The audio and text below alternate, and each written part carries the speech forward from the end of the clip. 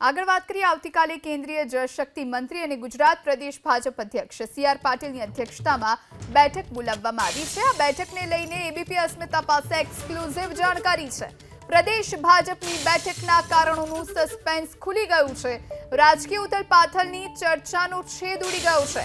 આ બેઠકમાં સદસ્યતા અભિયાનનો રિવ્યુ કરવામાં આવશે। રિવ્યુ બેઠકને લઈ ન માત્ર વર્તમાન ધારાસભ્ય પણ પૂર્વ ધારાસભ્યને પણ બોલાવવામાં આવ્યા છે।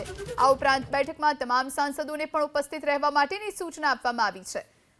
સદસ્યતા અભિયાનની રાજ્યના ઝોનલ અને શહેર જિલ્લાના કમિટીના સભ્યો પણ આ બેઠકમાં હાજર રહેવાના છે।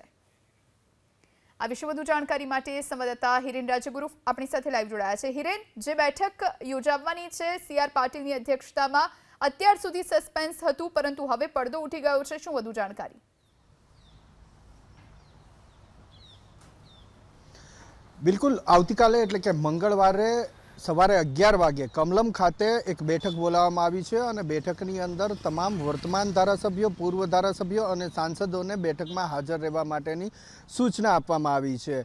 કેટલીક અટકળો એવી પણ ચાલતી હતી કે રાજકીય ઉથલપાથલને લઈ અને આ બેઠક બોલાવવામાં આવી છે, પરંતુ એ સસ્પેન્સ હવે ખુલી ગયું છે। એબીપી અસ્મિતા પાસે જે સચોટ જાણકારી છે એ જાણકારી મુજબ આ બેઠક માત્ર ને માત્ર સદસ્યતા અભિયાનને આગળ ધપાવવા માટે અને સદસ્યતા અભિયાનની અંદર અત્યાર સુધી થયેલી કામગીરીના રિવ્યૂ કરવા માટેની આ બેઠક બોલાવવામાં આવી છે। એ સ્પષ્ટ છે। એકમાત્ર એજન્ડા આ બેઠકનો જે છે એ માત્ર સદસ્યતા અભિયાનને લઈ અને આ એજન્ડા છે।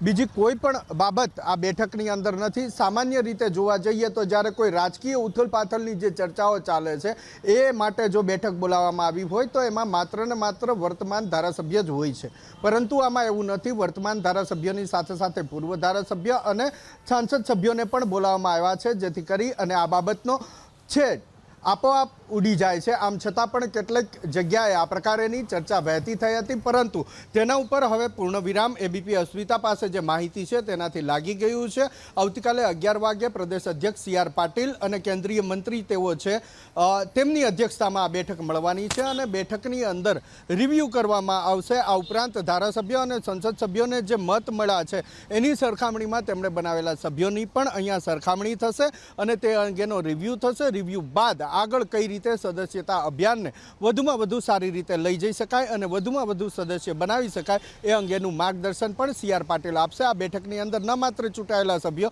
એટલે કે ધારાસભ્ય, પૂર્વ ધારાસભ્ય કે સાંસદ સભ્ય, પરંતુ સદસ્યતા અભિયાનના જે કંઈ કમિટી છે, પ્રદેશ લેવલની કમિટી છે, ઝોન લેવલની કમિટી છે, એ તમામ સભ્યોને પણ હાજર રહેવા માટે કહેવામાં આવ્યું છે। જી, આભાર હિરેન, આપ જોડાઈને જાણકારી આપી તે માટે।